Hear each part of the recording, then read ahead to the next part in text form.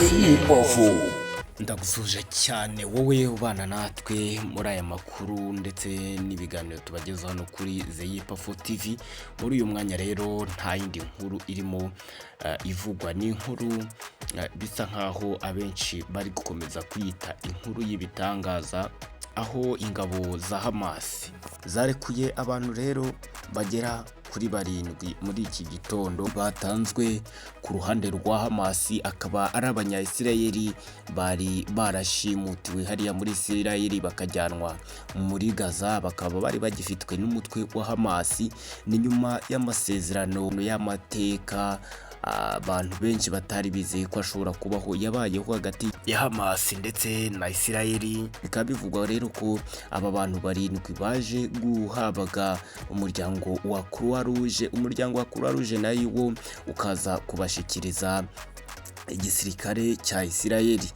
Bikaba bivugwa rero ko hizewe ko hari n'abandi benshi baraza kurekurwa ku ruhande rwa Hamas, bafitwe n'uruhande rwa Hamas bakaba bashyikirizwa ubuyobozi ndetse n'ingabo z'igihugu cya Isirayeli. Bikaba bivugwa ko byibuze bashobora kuba bafite abagera kuri 48 aribo bari basigaranywe, mu gihe bivugwa kandi ko aba 48 20 muri bo akiri bazima, abandi bashobora kuba barapfuye.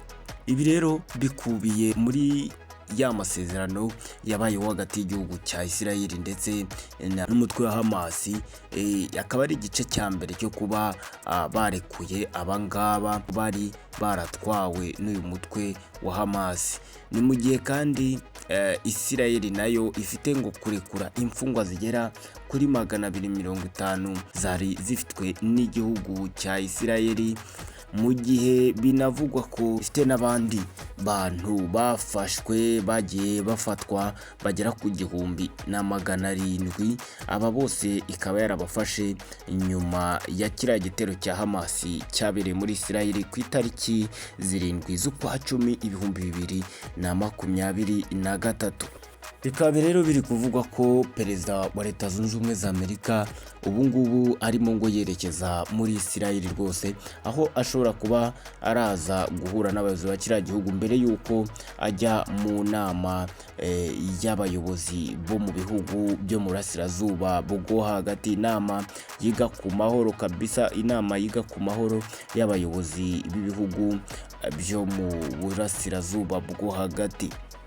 Iyi nama rero ikaba kuba iri buze kuba ndetse ikanitabirwa n'abandi bayobozi bakomeye, harimo nka perezida wa Egypt cyangwa se wa Misiri ariwe Abdel Fattah el-Sisi, minisitiri w'intebe w'Ubwongereza Keir Starmer, hakabaho chancelier w'Ubudage Friedrich Merz ndetse na minisitiri w'intebe wa Canada Mark Carney, ndetse hakabaho n'abandi bayobozi b'ibihugu bitandukanye bagera kuri 20 baraza kwerekeza muri ya nama iraza kubera hariya muri Egypt.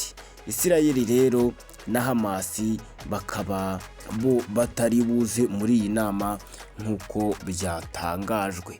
Icyo twakubwira kandi, iyi ntambara yabayeho hagati y'ingabo za Hamas n'ingabo za Isirayeli ikaba yaraje guhitana abantu bagera ku 67, ndetse bihazaho no gusenyuka ibikorwa remezo byinshi cyane ari muri Gaza, ndetse haza kubaho inzara iteye ubwoba ndetse yaje no guhitana abantu benshi bitewe n'iriya ntambara. Tukaba twakubwira ko kandi abantu basaga 1,200 bishwe n'iriya nzara, gihe izi ngabo za Hamas zamaraga kuba zashimuta bari abanya-Isirayeli, hagahita habaho intambara yo kujya kubabohoza ndetse no gusenya umutwe wa Hamas yahise iba hariya muri Gaza.